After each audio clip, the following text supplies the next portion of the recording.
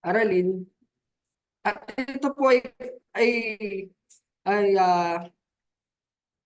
sa pamamaraan ng ito po ay serye ng pag-aaral. Katulad po nung ginagawa natin pag-aaral sa Bible study na ginagawa po ni Brother Darwin, no, kanya po pinasimulang pag-aralan natin yung Old Testament, no, pinasimulan niya sa simula sa Genesis. Ganun din po yung aking naisip gawin sa pagkakataong ito, no, because I was inspired by his effort and idea, no, na kung paano niya itinatalakay sa atin yung mga kasulatan do sa lumang tipan. Ganun din po yung aking kagustuhan.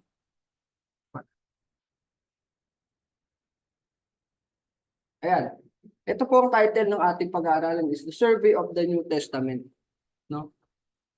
Tinanong ko naman po siya, no? I asked his thought about this doing a study about survey of the New Testament. At ang sabi naman po niya susuportahan niya po itong ganitong klaseng pag-aaral. No? At kung paano niya inihahatid sa atin yung pag-aaral sa Old Testament, ganun din po ang gagawin natin dito sa New Testament. At para pasimulan po ito, sasabihin ko muna yung content ng ating lesson. So the content of the lesson, of this lesson, is unang-una, the introduction.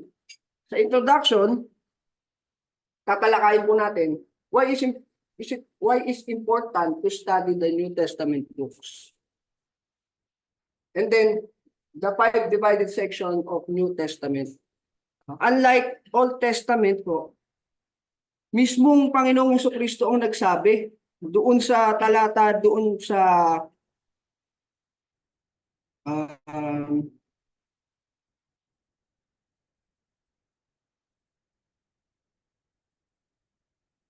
dito po sa aklat ng Luke chapter 44,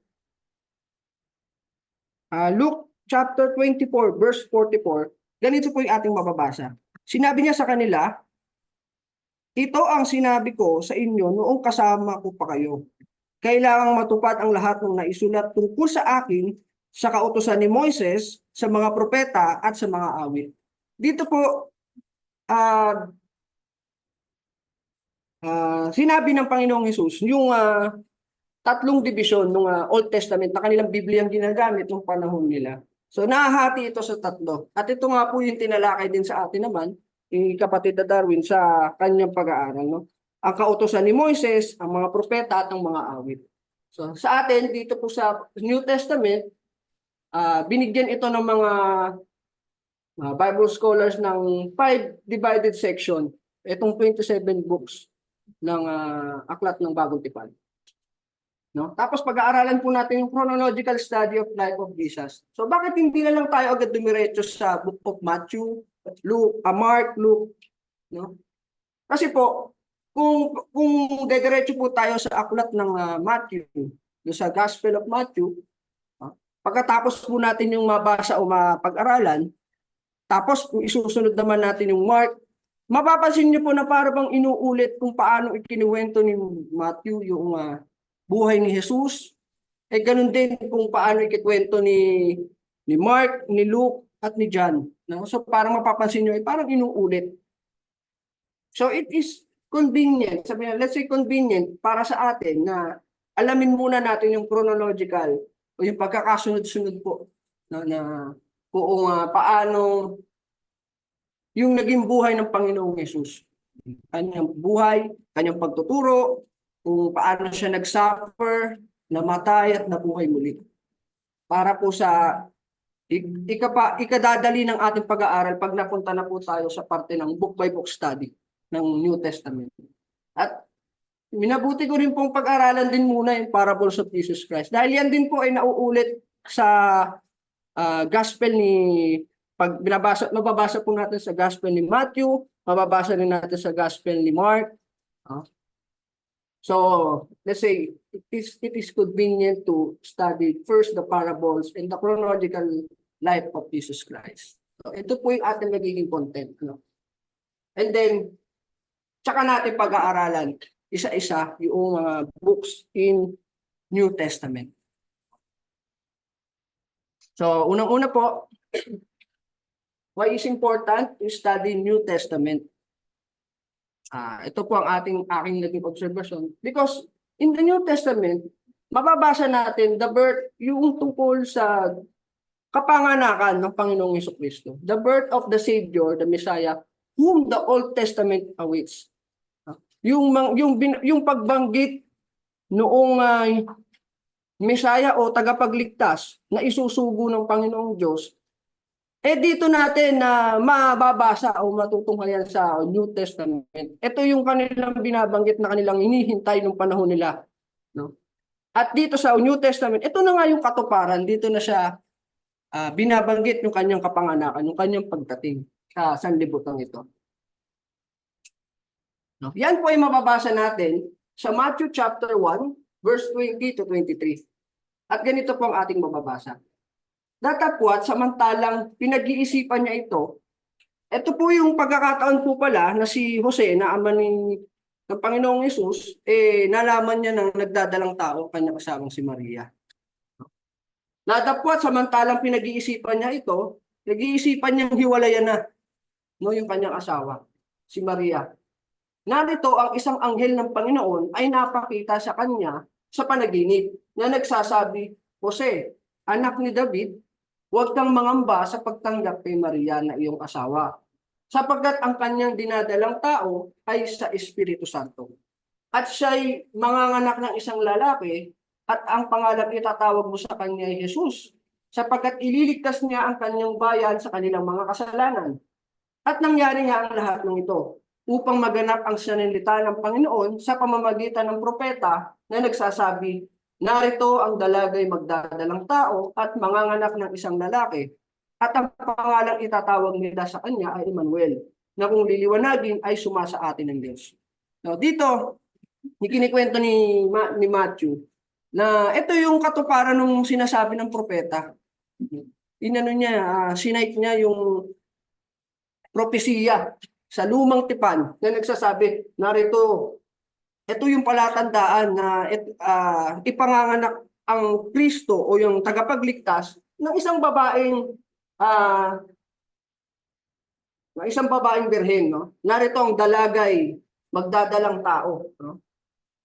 At manganganak ng isang lalaki, at ang pangalan itatawag nila sa kanya ay Emmanuel, na kung liliwanagin ay sumasa atin ng Diyos. So ayan. So ganyan pong mga mangyayari ang ating mababasa sa New Testament.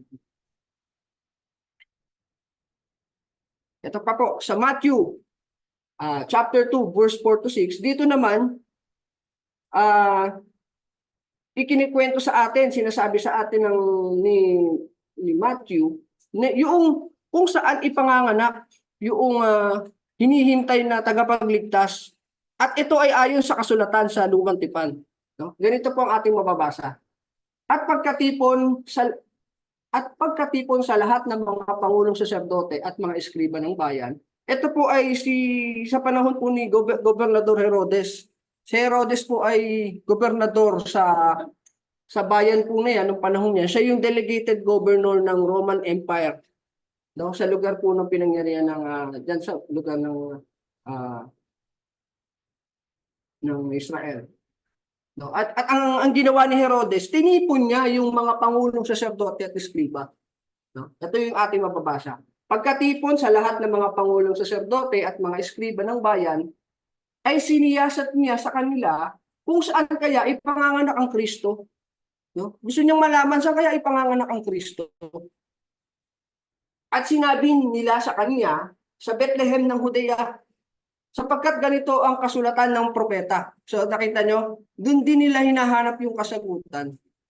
No? Kung sino ang mga anak sa tagapagligtas, sa hinihintay na Kristo, mababasa rin naman sa lumang tipan kung saan siya ay panganganak.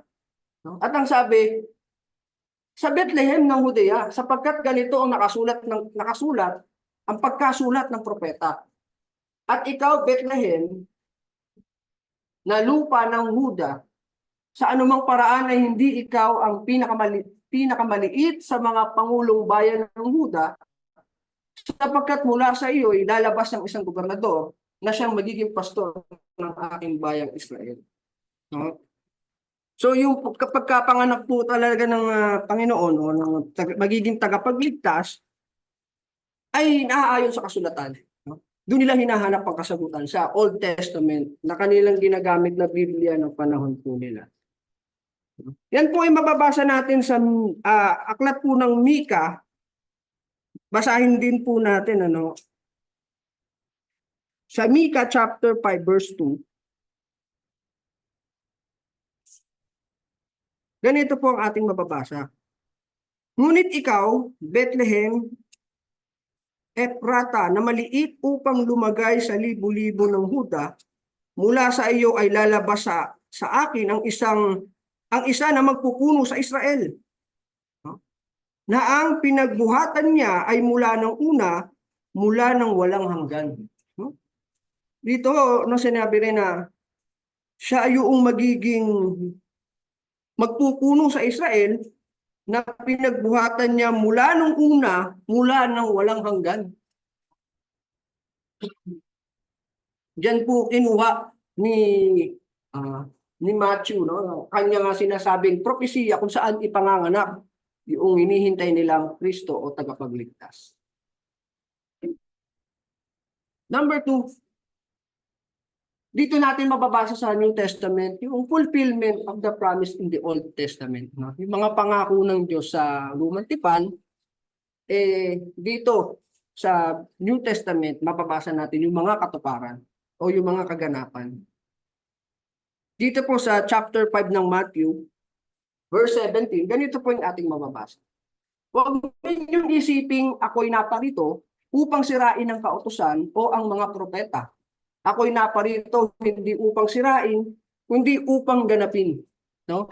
Naalala ko, ginamit ko rin po itong verse na ito sa aking pag-aaral dun sa Bible study tungkol sa Jesus and Law and Prophet. Na kung saan sa kamatayan ng Panginoong Yesus, yun yung naging katuparan ng kautusan ng Lumang Tipan.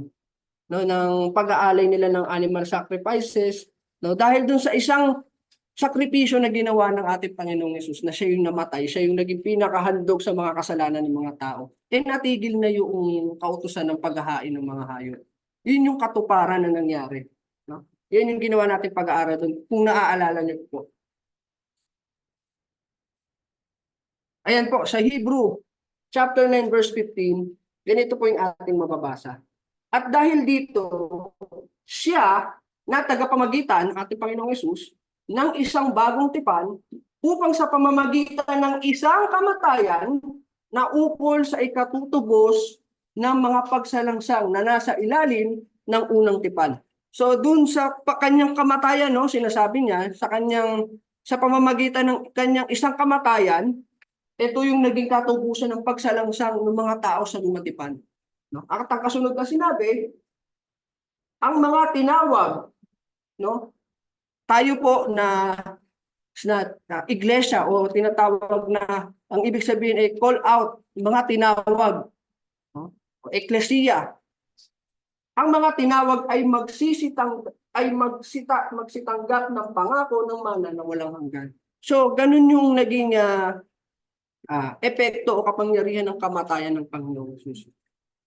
Hanggang sa ilalim ng mga taong nasa ilalim ng mga Lumang Tipan, yung kanilang pagsalangsang, natubos o napatawad sa ginawang kamatayan po ng ating Panginoong Hesus. So siya yung naging katuparan ng ang sinasabing mga kautusan ni Moses. Sa unang Pedro, ganito naman atin po mababasa. Sa chapter 2, verse 24, na siya rin ang nagdala ng ating mga kasalanan sa kanyang katawan sa ibabaw ng kahoy. So anong kahoy po yun? Ang Panginoong Hesus po ay pinako sa cross, And that cross is made of kahoy, made of wood. Kaya diyan, sa paglalarawan ni Apostol Pedro, na siya rin ang nagdala ng ating mga kasalanan sa kanyang katawan sa ibabaw ng kahoy. So hindi po yun contradiction na kung mababasa natin sa pagkakalahad ni Matthew ng ibang mga ebanghelista na ang Panginoong Hesus ay pinako sa krus, bakit dito sa ibabaw ng kahoy? Hindi po yan contradiction, kundi yung tinutukoy na cross na pinagpakuan sa Panginoon Jesus ay gawa sa kahoy. Ngayon, tutuloy po natin upang pagkamatay natin sa mga kasalanan, no? Yung palang pagdadala ng ng Panginoong Hesus ng ating mga kasalanan sa ibabaw ng kahoy, ito pala yung pagkamatay natin sa mga kasalanan, no? At ang mangyayari ay mga buhay tayo sa katuwiran na dahil sa kanyang mga sugat ay nagsigaling tayo, no? So ayun yung naging purpose ng kamatayan ng Panginoong Hesus. Sa kanyang mga sugat ay nagsigaling tayo. Sa kanyang pagkamatay ay namatay tayo sa kasalanan para mabuhay tayo sa katuwiran, no? So ayan yung mga naging katuparan or fulfillment ng ginawa ng Diyos, ng Panginoong Diyos sa bagong tipan. And number 3, revealment of mystery of God. Dito na-reveal yung mga misteryo ng Diyos. Ating mababasa sa Colossus chapter 2, verse 2 to 3, ganito po ang ating mababasa. Upang mga aliw ang kanilang mga puso sa kanilang pagkakalakip sa pag-ibig at sa lahat ng mga kayamanan ng lubos na katiwasayan ng pagkaunawa. Upang makilala nila ang hiwaga ng Diyos sa makatuwid bagay si Kristo, na siyang kinatataguan ng lahat ng mga kayamanan ng karunungan at ng kaalaman. Dito na sinasabi ng hiwaga ng Diyos sa makatuwid bagay ang Panginoong Kristo, na siya'y kinatataguan ng lahat ng mga kayamanan ng karunungan at ng mga kaalaman. Kaya nga ang Panginoong Jesus ang dakilang guro eh. Sa kanya natin makukuha ang lahat ng karunungan at kaalaman na ibinigay ng Diyos sa kanya. So next po, sa Ephesians chapter 3, verse 3 to 6, ganito naman ang ating mababasa tungkol sa hiwaga. Na kung paano sa pahayag ay ipinakilala sa akin ang hiwaga, gaya ng isinulat ko ng una sa ilang salita. Gaya ng isinulat ko ng una sa ilang salita, sabi niya. Sa pamamagitan niyon, sa pagbasa ninyo, ay inyong mapagtatalastas ang aking pagkilala sa hiwaga ni Kristo na ng ibang panahon ay hindi ipinakilala sa mga anak ng mga tao. Ano? Na gaya ngayon na ipinahayag sa kanyang mga banal na apostol at propeta sa Espiritu. Ito po, na ang mga hintil ay mga tagapagmana at mga kasangkap ng katawan at mga may bahagi sa pangako kay Kristo Jesus sa pamamagitan ng Ebanghelyo. No, dito, yung hiwaga na inire-reveal ni Apostol Pablo na yung tagapagmana ng pangako kay Kristo ay hindi lamang sa inyong mga Hudyo. Ganoon na rin sa mga Hentil. So dito nabuksan yung hiwaga na yun na hindi nyo dapat inaakala na mga Hudyo lamang ang ililigtas o magmamana ng pangako ng Diyos, no? Kundi ang mga Hentil din naman sa pamamagitan anya ng Ebanghelyo. No? Dito po natin mababasa sa New Testament yung pag-ibig ng Diyos. Mababasa natin that God so loved the world and He gave His only begotten Son. Diyan po yan mababasa sa John 3:16. At ganito po ang ating mababasa. Sapagkat gayon na lamang ang pagsinta ng Diyos sa sanlibutan na ibinigay niya ang kanyang bugtong na anak upang ang sinumang sa kanya'y sumampalataya ay huwag mapahamak kundi magkaroon ng buhay na walang hanggan. Diyan natin na makikita yung pag-ibig ng Diyos. Hindi lamang sa ilang mga tao, kundi sa sanlibutan. Kaya't ibinigay niya ang kanyang sariling nag-iisang anak upang magkaroon ng buhay na walang hanggan. Yan po yung ating mababasa sa pag-aaral po natin ng New Testament.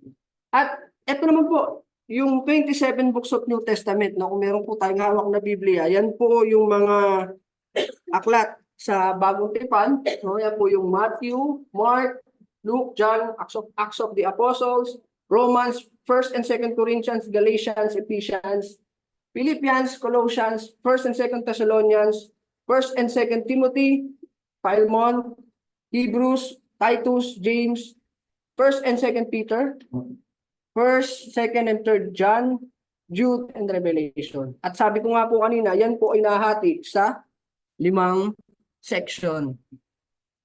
Ganyan po nila hinati yung 27 books of New Testament. No? Dahil kung sabi natin kanina, no, yung Gospel of Matthew, Gospel of Mark, Luke, and John, pare-parehas po yung kanilang paksa kung saan tinatalakay nila, inilalahat nila yung naging buhay ng Panginoong Yesus. Kaya po ito tinawag na, ito lamang pong tatlo, no, Gospel of Matthew, Mark, and Luke. Tinawag po itong tinatawag na Synoptic Gospel, na ang ibig sabihin sa Greek seen together. Kumbaga nakita ng iba't ibang tao, no, nasaksihan ng iba't ibang tao. No, kaya kung paano ipinakikilala ni Matthew ang Panginoong Yesus, kinikwento niya. Ganon din yung pagkakalahad ni Mark, ni Luke, ni John, but in a different point of view.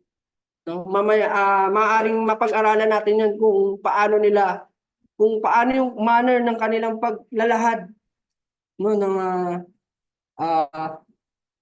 sa buhay ng Panginoong Hesus. No, nakadepende rin yun sa kanilang personality, sa kanilang profesyon, kung ano silang tao, no, kung paano sila nagkikwento.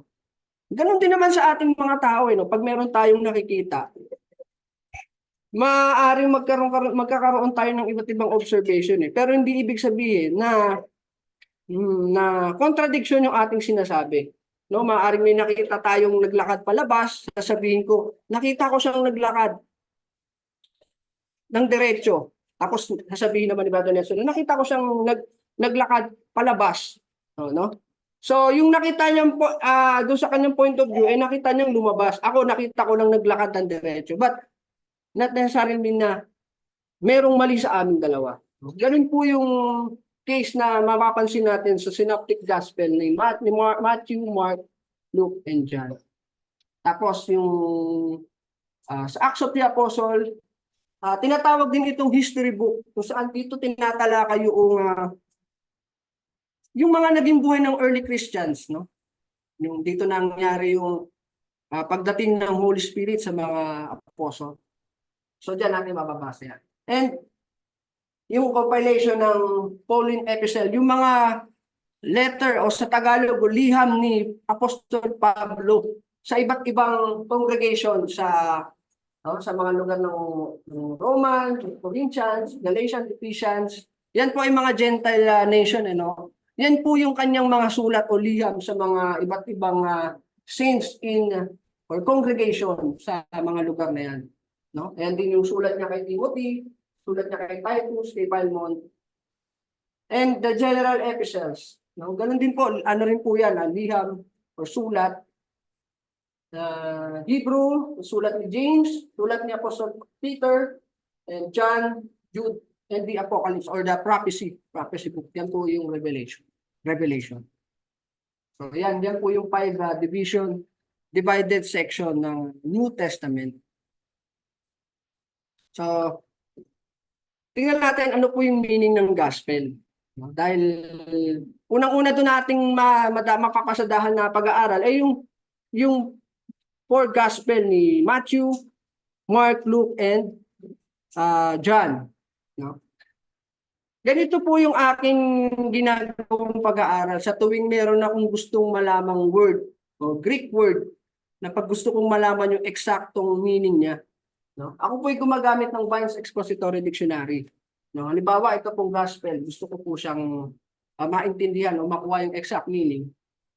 No? Dito po sa illustration na pinakita ko po, no? Ito po yung original Greek word nung salitang ginagamit natin ngayon na gospel. So yan, yan po yung original Greek word na mababasa natin sa mga old manuscript na available pa ngayon sa panahon natin ngayon. So dahil hindi natin yan mababasa, katulad ko po na hindi naman ako marunong magbasa ng Greek, no? Kaya po siya ginawa ng English transliteration. Po?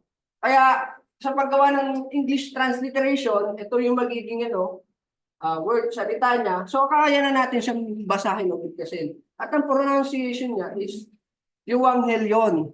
Ha? So sa Greek word ang basa diyan, so, sa English transliteration, Euangelion.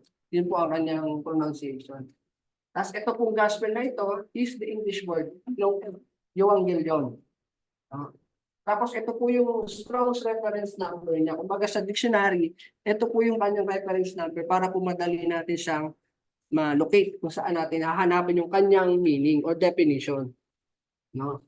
Yan po yung isa sa mga technique na ginagawa po ng isang preacher.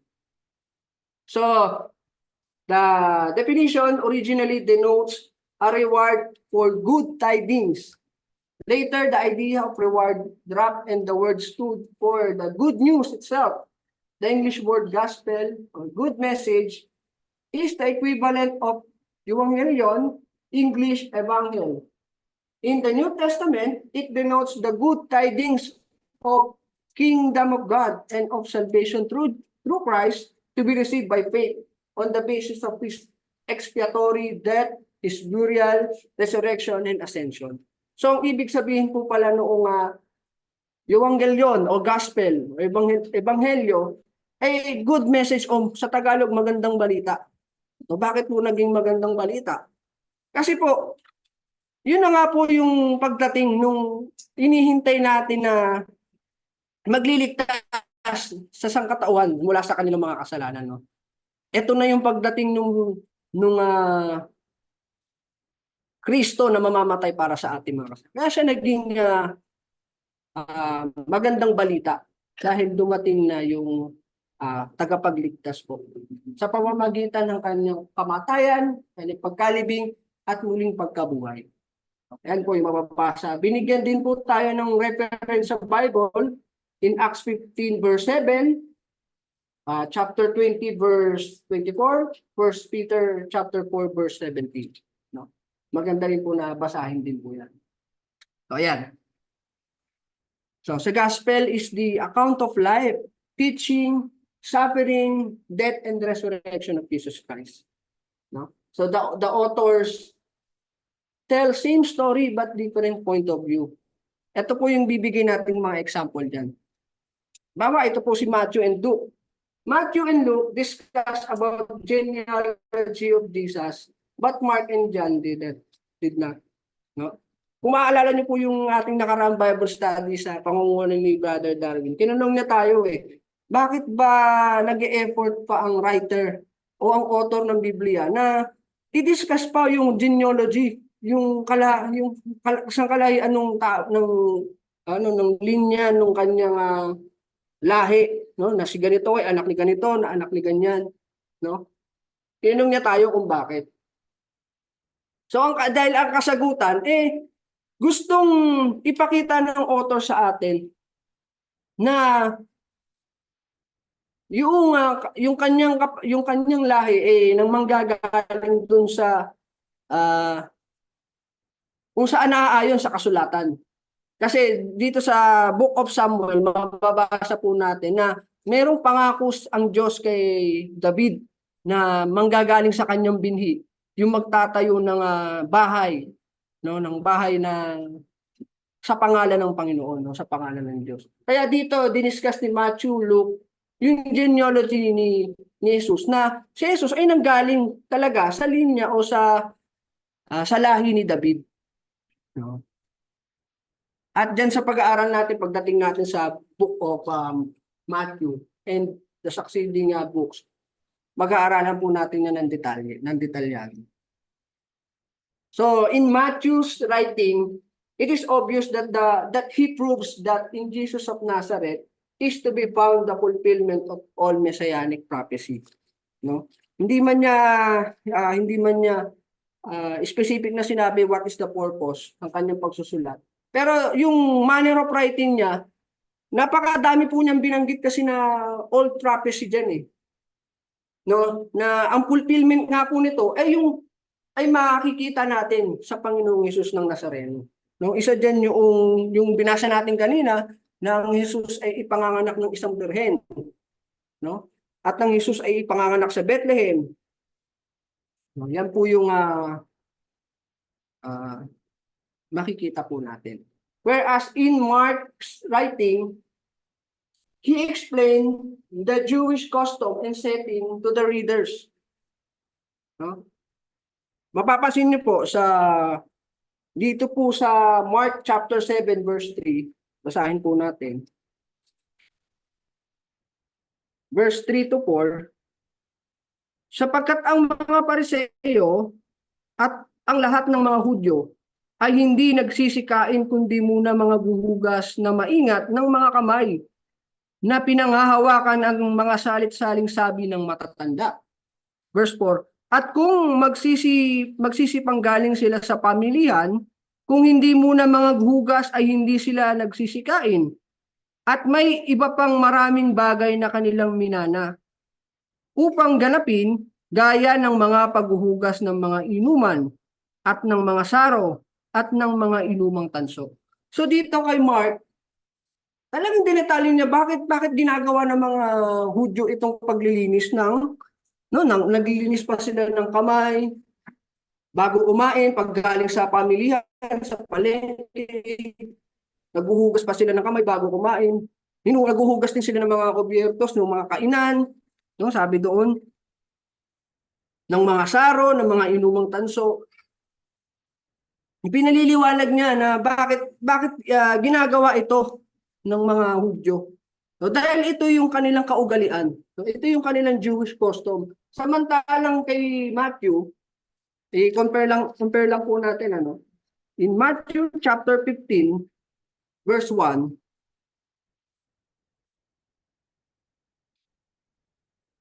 nang magkagayoy nagsilapit kay Jesus na mula sa Jerusalem ang mga Pariseo at ang mga eskriba na nagsisipagsabi, bakit ang iyong mga alagad ay nagsisilabag sa salit-saling sabi ng matatanda? Sapagkat hindi sila nangaguhugas ng kanilang mga kamay pag nagsisikain sila ng tinapay. No? Tapos sa verse 3, at siya'y sumagot at sinabi sa kanila, bakit naman kayo nagsisilabag sa utos ng Diyos dahil sa inyong salit-saling sabi? So dito hindi na sinabi ni Matthew na kung bakit hindi naguhugas ng kamay hindi nagsisikain ng mga Hudyo kapag hindi naghugas ng kamay. Samantalang kay Mark, pinaliwanag niya pa na hindi magsisikain ng mga hindi nagsisikain ng mga Hudyo kung hindi maghuhugas ng kamay. Kaya pinaniniwalaan ng mga scholars na ang purpose ng pagsusulat ni Mark intended para sa mga non-Jewish people. Pinaniniwalaan nila na ito ay sinulat niya sa mga taga-Roma. Kasi nung panahon po nila, sila po ay under protectorate of Roman Empire. So sa mga hindi nakakaintindi ng Jewish custom, kailangan niyang ipaliwanag kung bakit nangyayari ito. Makikita niyo yung kanilang pagkakaiba ng manner of writing. Na kung paano si Matthew, hindi naman niya masyadong pinalakay bakit hindi nagsisikain kung hindi maghuhugas ng kamay ng mga saro. Samantalang si Mark pinaliwanag na ito. He also described that the Mount Olive is over against the temple. No? In Mark chapter 13,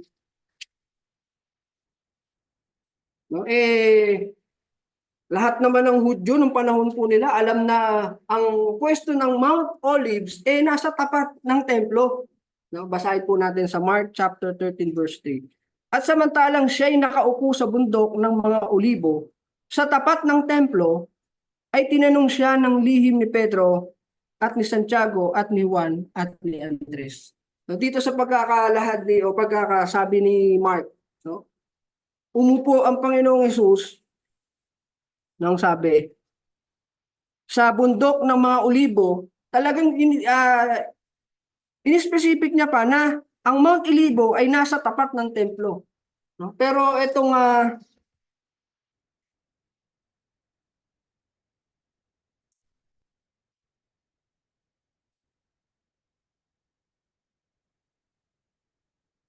yun po yung pagkakaiba. Hindi kailangan ko na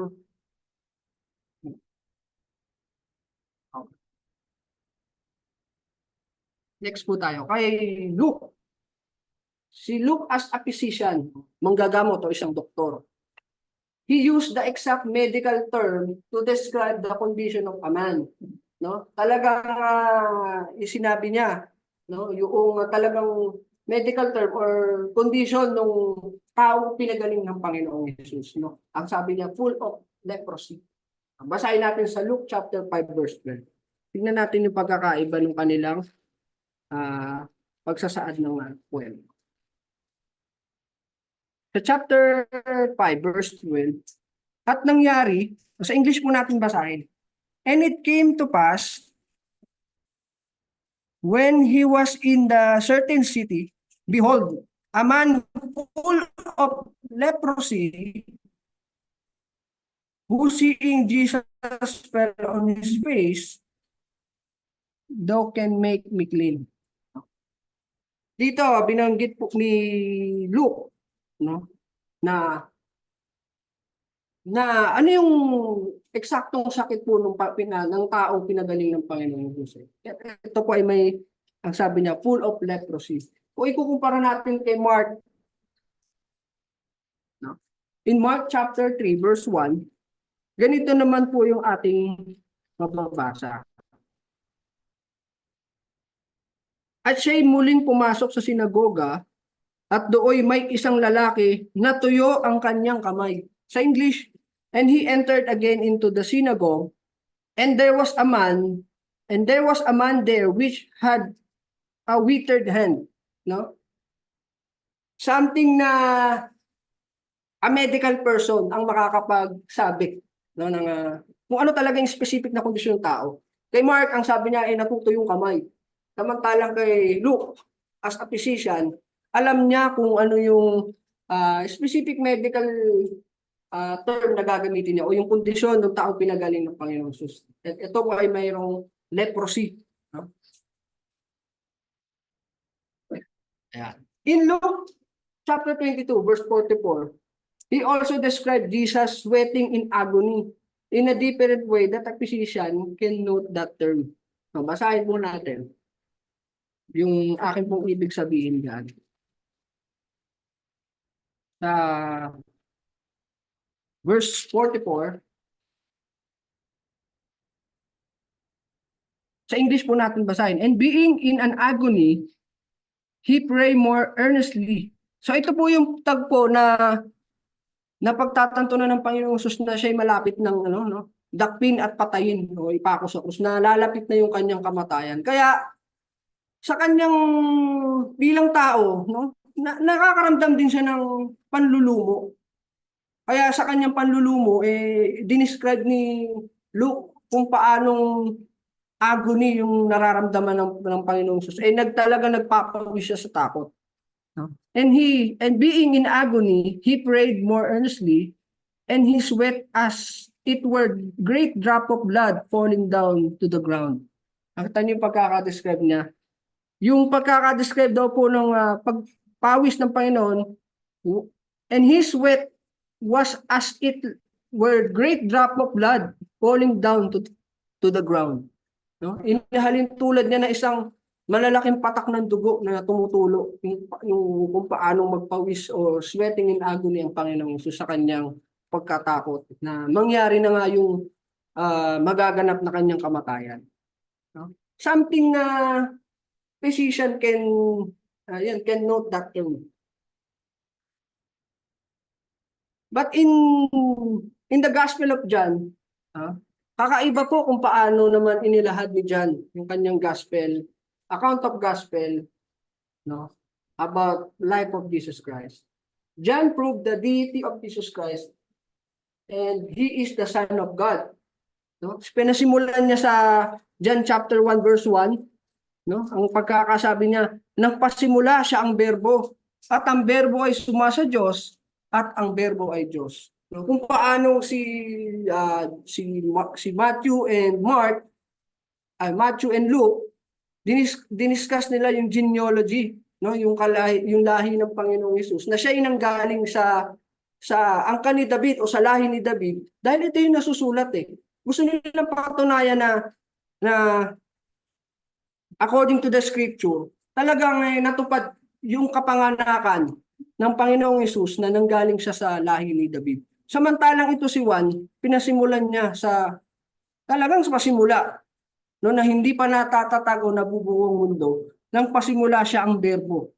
In the beginning was the Word, and the Word was with God, and the Word was God. No? Yan po yung napag-aralan din natin sa Genesis na kasama ng Ama nang likhain ang sanlibutan at ang mga bagay dito. Dito po sinabi ni John ang pagka-Diyos ng Panginoong Jesucristo na siya yung anak ng Diyos. Sa verse 20, chapter 20,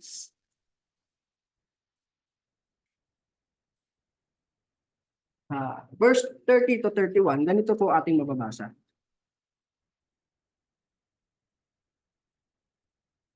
Gumawa rin nga si Jesus ng iba't ibang maraming tanda sa harap ng kanyang mga alagad na hindi nangasusulat sa aklat na ito. Ngunit ang mga ito ay nangasulat upang kayo'y magsisampalataya na si Jesus ay ang Kristo, ang anak ng Diyos, at ang iyong pagsampalataya ay magkaroon kayo ng buhay sa kanyang pangalan. No? Sinabi niya rito na ngunit ang mga ito ay nangasulat kanya, sabi niya, upang kayo'y magsisampalataya na si Jesus, ang Kristo, at si Jesus ay anak ng Diyos. At sa pagkakaroon ninyo ng pananampalataya, magkakaroon kayo ng buhay sa kanyang pangalan. Dito, specific na sinabi yung purpose ng kanyang pagsusulat. Para kayo'y manampalataya na si Kristo, o ang Jesus, ang Kristo, ang anak ng Diyos. No? So, ayan po yung ating mga mababasa sa New Testament. Kapag atin pong tinalakayan ng detalye, book by book. So in Acts of the Apostle, most of the Bible scholar claim that Acts of the Apostle is also, Luke is also the author of Acts of the Apostle. Dahil makikita ninyo sa introduction, no, sa unang part ng kanyang sulat, sa Acts chapter 1, verse 1, no? Ang unang kasaysayan na ginawa ko, o Teofilo, ay tungkol sa lahat ng pinasimulang ginawa na at itinuro ni Jesus. So dito ang sinusulatan niya po, no, si Teofilo, at ang sabi niya, ang unang kasaysayan na ginawa ko, o Teofilo, ay tungkol sa lahat ng pinasimulang ginawa at itinuro ni Jesus. No, na ganun din pong mababasa natin sa Luke chapter 1.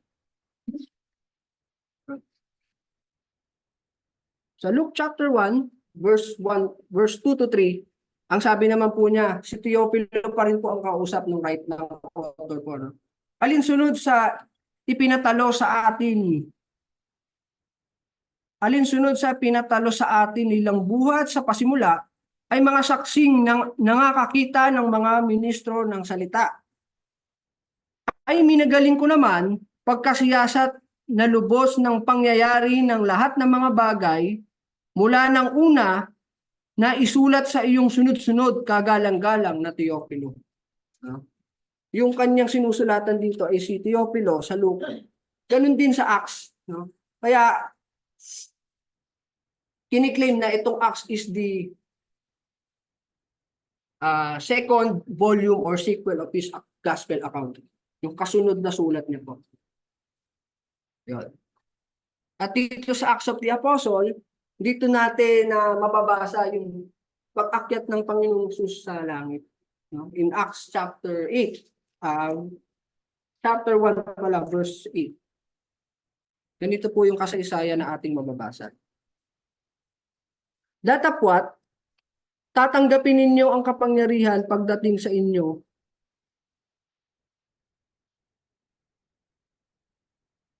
Datapwat, tatanggapin ninyo ang kapangyarihan pagdating sa inyo ng Espiritu Santo, at kayo'y magiging mga saksi ko sa Jerusalem at sa buong Judea at Samaria at hanggang sa kahuli-hulihang hangganan ng lupa.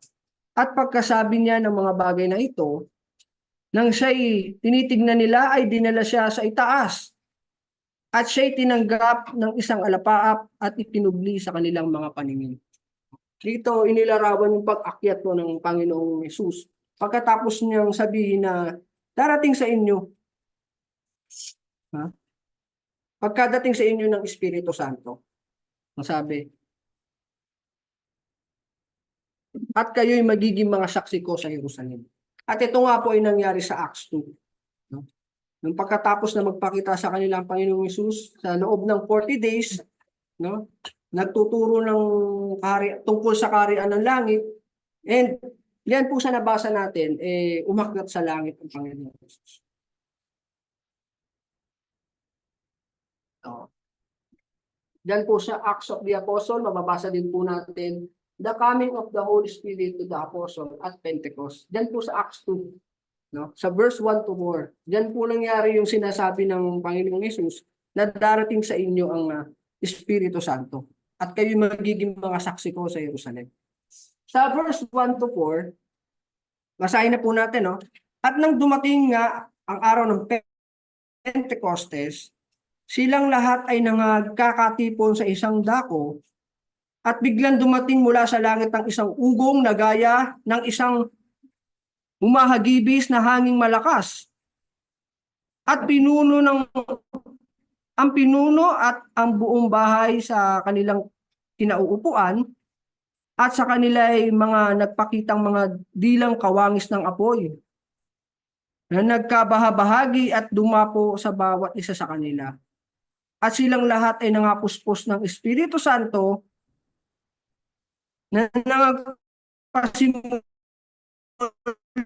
magsalita ng iba't ibang wika ayon sa ipinagkaloob ng Espiritu sa kanila na kasaysayan na kung paano na dumating sa kanila ang kapangyarihan ng Espiritu Santo para makapagsalita ng iba't ibang wika. It also described the faith, growth, and the way of life of early Christians in Acts 2, no? Verse 42 to 47, dito mababasa po natin yung kanilang mga naging buhay. Pagkatapos na matanggap nila yung aral mula sa mga apostol, nung Acts 2, sa araw ng Pentecostes, merong mga sumampalataya. At ganito yung kanilang mga naging tugon sa kanilang pagtanggap sa mga aral ng Diyos. So, sa verse 42, ito po yung mga unang Kristiyano. At sila'y nagsipanatiling matibay sa turo ng mga apostol at sa pagsasama-sama sa pagpuputol-putol ng tinapay at sa mga pananalangin. At ang takot ay dumating sa bawat kaluluwa at ginawa ang maraming kababalagan at tanda sa pamamagitan ng mga apostol. At ang lahat ng mga nagsisampalataya ay nagkakatipon at lahat nilang pag-aari ay sa kalahatan.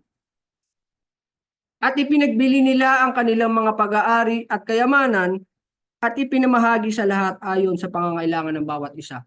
So, yung kanilang pag-aari no, pinagsama-sama nila para ibenta. At yung mapagbebentahan nito, ang sabi,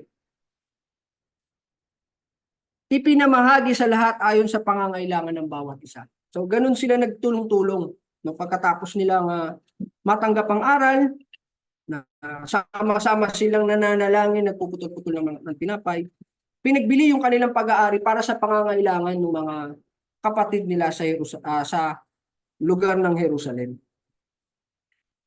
Sa 46, at araw-araw sila'y nagsisipanatiling matibay sa pagkakaisa sa templo at sa pagpuputol-putol ng tinapay sa bahay-bahay at nagsisikain sila ng kanilang pagkain na may galak at may katapatan ng puso na nangagpupuri sa Diyos at nangagtatamo ng paglingap ng buong bayan at idinaragdag sa kanila ng Panginoon araw-araw yaong nangaliligtas.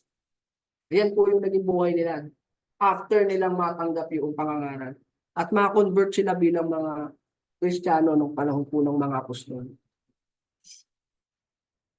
Diyan din po natin mababasa yung martyrdom of Stephen, no? In Acts chapter 7,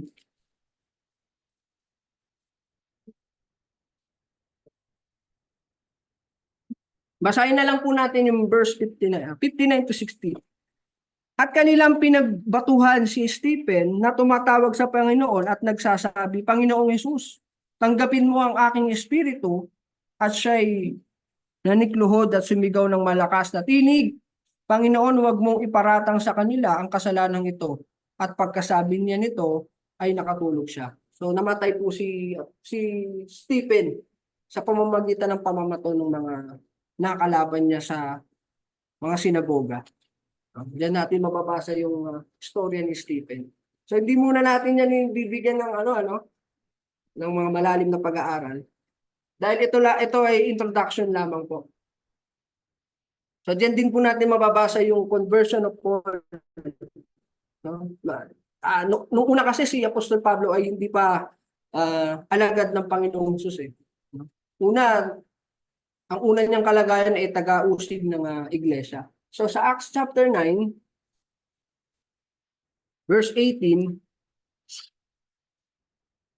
no? Ito na po yung isinugunan ng Panginoong Hesus si Barnabas para puntahan si Saulo o si Paul dahil nawalan mo siya ng paningin. Sa verse 18, at magdakay nangalaglag mula sa kanyang mga mata ang mga parang kaliskis at tinanggap niya ang kanyang paningin at siya'y nagtindig at siya'y binautismuhan. Binautismuhan ni Barnabas si Apostol Pablo, yung tagpo na ito. Dito nangyari yung conversion ni Paul bilang alagad na ng Panginoong Jesus. At siya yung naging tagapagturo sa mga hentil, mga taong hindi sa Hudyo. Ayan. Dito naman sa Paul letters or general letter or epistle, ito po ay in a form of letter o sa Tagalog po ay liham. At ang format po na naobserbahan ng mga Bible scholars o mga nag-aaral ng Bible, ganito po yung format kung paano nila yung format noong sulat ni Apostol Pablo. Nauuna yung greetings comes from the sender to receive it. Tapos yung complementary, yung kanyang prayer most often provides a thanksgiving for the efforts and successes of the audience. Tapos yung body. So siguro sa mga nag-aaral po, pinag-aaralan naman po yung parts of the letter, yung sender, yung kanyang salutation or greetings, yung body of letter. Diyan natin mababasa yung addresses whatever issue the author wants to discuss. Includes general advice about Christian living, discuss the accomplishment of the community, pulls from and interprets this as teaching. Kaya po, mapapansin nyo sa ilang mga turo ng preacher, sabi nila, bakit sinulatan ni Pablo yung, halimbawa, si Tito, dahil meron siyang problema na gusto niyang i-discuss o gusto niyang makatulong, kaya siya sumusulat. Na gusto niyang i-address, Ayan. And closing includes the greetings and instruction to specific people and provides final blessing. So, bigyan ko lamang po ng example. Sa Book of Romans, halimbawa, sa chapter 1, hindi po ganyan ang pagkakasulat niyan na may chapter and verses. Yan po ay nasa form ng isang liham. Kaya mapapansin nyo, sa unang sulat pa lang, sa chapter 1 verse 1 ng Roma, nagpapakilala na yung author. Sabi niya, si Pablo, na alipin ni Jesucristo, na tinawag na maging apostol, binukod sa ebanghelyo ng Diyos. So, nandun yung kanyang pagpapakilala bilang siya yung sender. Tapos sa verse 7, mababasa, sa lahat ninyong nangana sa Roma. So, malalaman po natin nung kanyang sinusulatan yung mga taga-Roma. Tapos yung kanyang body, yung body ng kanyang sulat. Diyan na natin mababasa yung ina-address niyang issue, yung advice niya sa mga Christians, accomplishments, interpret of Jesus' teaching. Tapos sa huling parte po ng kanyang sulat, mapapansin nyo, doon sa verse 21, verse 16, chapter 16, verse 21, Dito yung parang farewell greetings niya, no, na binabati kayo ni Timoteo na aking kamanggagawa at si Lucio at si Jason at si Sosipatro na aking mga kamag-anak.